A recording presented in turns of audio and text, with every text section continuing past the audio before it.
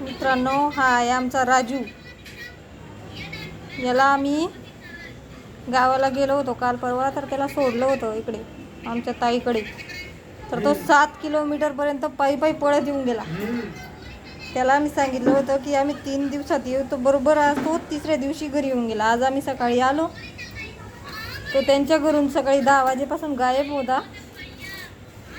तर आज बरोबर येऊन गेला तो. आणि आमच्या आईला चिपकत होता तो. आईला करत होता की मला का बरं सोडून गेले, मला का बरं सोडून गेले. हे त्याला लागलं होतं ना, शहरामधून तर त्याला लागलं तर त्याला हळद लावली बघा. आता आईन त्यांनी ते गल्लीमध्ये दुसरे कुत्र भेटत असतील ना, त्याला दुसरे कुत्रे चावत असतील ना. बघा किती गटारचा भरून आला बिचारा. त्याला सगळं समजतं. त्याला आम्ही बरोबर सांगितलं होतं की आम्ही 3 दिवसांनी येऊ, तर तो आज 3रा दिवस आहे, तर बरोबर घरी येऊन गेला तो. बघा किती समजतं, म्हणजे मुक्या प्राण्यांना आपण 1 दिवस 2 दिवस सांगितलं की त्याला बरोबर समजतं. तो त्यांच्या घरून 10 वाजेला त्यांनी बाथरूम टॉयलेटसाठी सोडलं त्याला बाहेर, तेव्हापासून गायब होता. तर आत्ता वाजले 6:30. बरोबर तो 10 वाजेपासून 6:30 वाजेपर्यंत 7 किलोमीटरचा प्रवास करत आला आहे बिचारा. त्याला रस्त्यात काही कुत्रे भेटले असतील, त्यांनी चावलं असेल, काय असेल. आता त्याला बघू, रेबीजचं इंजेक्शन द्यावं लागेल.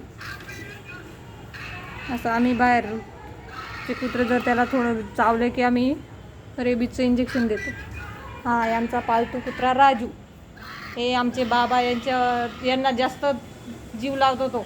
बाबा नसले की नाही करमत त्याला, बाबांसोबत राहतो तो. आणि आमची आईला असं करत होता, तो साडी पकडत होता की मला तुम्ही सोडून आले. त्याची आंघोळ वगैरे करावी लागेल त्याला. आता तर हळद लावली आहे त्याला. बाकी कुत्र्यांनी चावलं असेल ना, आणि पाऊस येतोय बाहेर, त्याच्यामुळे तो चिखलाचा सर्व भरून आला आहे. त्याने पोळी पण खात नाही अजून, बिचारा थकून आला ना, म्हणून एवढ्या कुत्र्यांचा सामना करत आला बिचारा घरी. हुशार आहे आमचा राजू. आम्हाला वाटलंच होतं त्यांच्या घरून गायब झाला ना तो 10 वाजेला, तर येईल तो घरी असं. तरी आम्ही विचार केला होता, जर तो आला नसता, आज संध्याकाळी जाणार होतो त्याला घ्यायला. म्हटलं सकाळी आलो तर कसं काय जायचं. चांगली ना पोळी, नाही तर खाई ना. आम्ही गावाला गेलो म्हणून त्याला सोडलं, नाही तर आम्ही सोडत नाही त्याला. गावाला पण सोबत घेऊन जातो, पण इथं आता एवढ्या लांब राजस्थान गेलो होतो, तर कसं काय सोबत घेऊन जाऊ, म्हणून नाही घेऊन गेलो.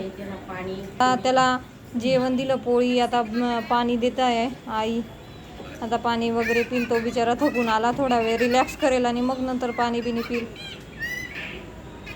आम्ही जवळ जायचं असतं मग गावा वगैरेला तर घेऊन जातो, पण आम्ही राजस्थान गेलो होतो तर कसं काय घेऊन जाणार त्याला, म्हणून त्याला टाकून गेलो होतो. नाही तर आम्ही जसं पाळलं आहे तेव्हापासून आम्ही त्याला सोबत घेऊन जातो गाडीत. पण जिथं आमचे बाबा राहतात तिथं तो राहतो. आमचे आई बाबा यांच्याशिवाय नाही करमत त्याला. पण त्याला सांगितलं होतं की 3ऱ्या दिवशी आम्ही येऊ, तर बरोबर आज येऊन गेला तो. बघा, म्हणजे प्राण्यांना सुद्धा कळतं की दिवस कसा जातो, 1 दिवस 2 दिवस असं. आता तो झोपला आहे बिचारा, थोडा वेळ रिलॅक्स करेल. त्याने आईला माया वगैरे केली थोडी. आता बघा कसा बसतोय तो आईजवळ येऊन.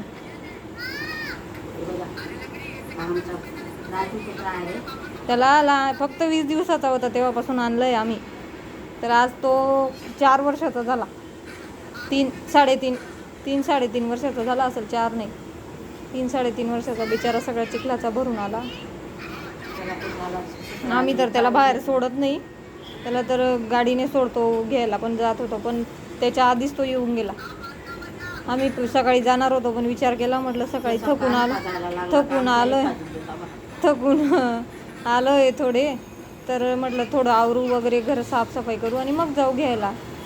त्याच्या आधीच तर तो येऊन गेला. आणि आज पाऊस पण भरपूर असल्यामुळे त्याला आई बघते आता त्याला कुठं लागलं आहे का काय आहे, कुत्र्यांनी चावलं आहे का काय बघताय आई. आता थोडं चावलं होतं त्याला. आता त्याला इंजेक्शन द्यावं लागेल संध्याकाळी, डॉक्टरांना फोन करून बोलवावं लागेल.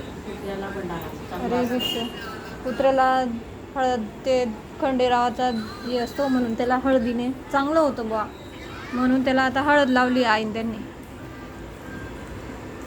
रसा आहे आमचा राजू. राजू फार हुशार आहे आमचा राजू इथं बघ. हुशार आहे आमचा राजू. राजू खूप हुशार आहे आमचा राजू. बरा जा बाबाकडे जाऊ. वय ना जा बाबाकडे.